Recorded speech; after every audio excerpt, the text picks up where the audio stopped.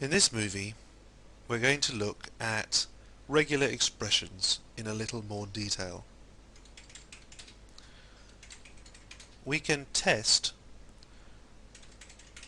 our hello string against a regular expression that will test for, first of all, the letter H locked at the beginning of the string, and then instead of specifying either a specific character or the wildcard symbol, the dot, which could test anything at all, we're going to specify a certain set of characters within square brackets of which it can find any of them.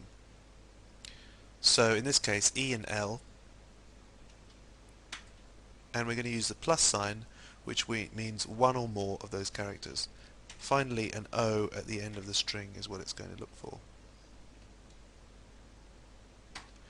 As we can see, this one evaluates true, and it would do so as well if we put in a whole lot more E's and L's in any combination at all, and even if we brought it down to just one L, it would also evaluate true.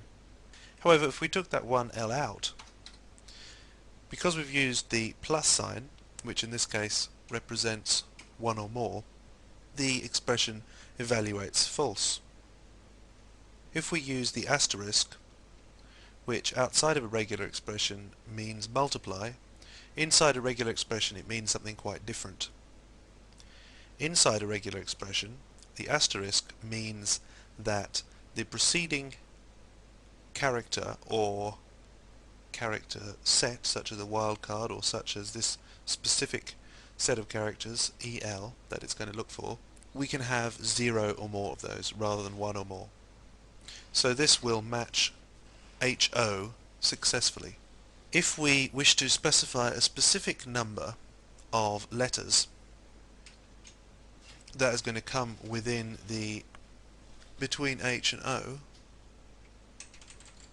let's say we have 3 there, then we can specify it by using in curly brackets the number 3.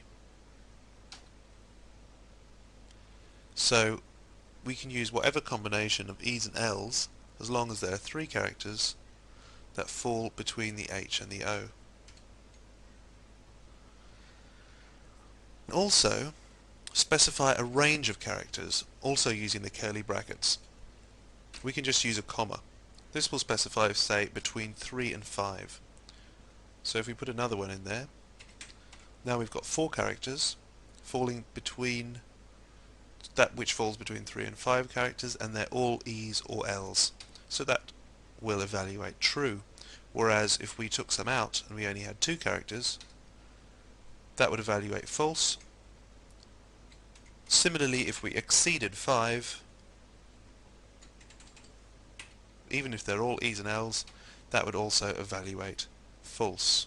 One thing that we can do in order to test for simply any combination of alphabetical characters would be to type in between the square brackets and the symbols that we use to lock the regular expression to the beginning and end of the string, would be to write out every letter in the alphabet in turn. However, this would be a very uneconomical way to express what is quite a simple concept, only letters. So instead of that, we can use a range, which is to use a hyphen between the letters that we want to specify. In this case, A all the way through to Z. And this has evaluated false because we haven't put in a plus operator to specify that we want more than 1, or rather I should say 1 or more. Now it evaluates true. If we wish to specify that we can include numbers, we're going to have to write something different in terms of this regular expression. If we put just a single 5 in there amongst the letters, then that completely throws out this particular pattern match and the expression evaluates false. So if we wanted to add numbers to the equation, we'd have to put in another range, in this case 0 to 9. That way the expression would evaluate true. We're still not including symbols though, so if I put a bracket, say, into the string that we're matching against the regular expression, then we get a false Boolean response. One more symbol that you need to be aware of: we've already looked at this symbol at the beginning of the regular expression, and what that does is to lock the regular expression to the beginning of the string, as we found earlier. However, when we use it within the square brackets, it does something quite different. Essentially what we're saying by this regular expression is we're matching any letter or character or symbol of any kind apart from the letter M. So within the square brackets, this symbol does something quite different. It tells MySQL to look for any character apart from the characters that follow it. So this evaluates true. If we put an M in, it will evaluate false.